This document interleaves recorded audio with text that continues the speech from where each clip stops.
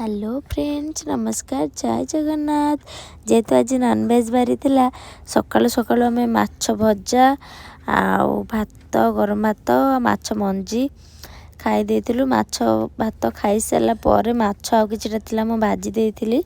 तापर अंत आसी पहुँची जाइतिला। अंत को धुआ धुई करी आनी भाजुथिली अंत माछ माछ भाजी सारी बोउ को नेकी सेक देवाक जाइतिली। जेहेतु बोर गोड़ भांगी जाइतिला बोर गोड़ तो भल होगलानी टिके दर्ज लगुला आउे सेक देवाक नहीं पलैली।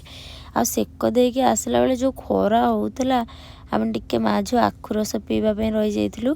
आखु रस पी सारी घर को रिटर्न करूँ। घर को आसला परे मु माछ तरकारी कर दे जाइली। लंच रे भात माछ तरकारी आउ अंत भजा माछ छेचा और राई खाई दे पुणी मार्केट चली जाइली। मार्केट रु फूल नहीं पुणी रिटर्न करी पार्लर को। जेहेतु आज पार्लर मेकअप थिला आ पार्लर आसला परे एते पार्लर भिड़ थिला जे दीदी सहित टिके हेल्प करदेली।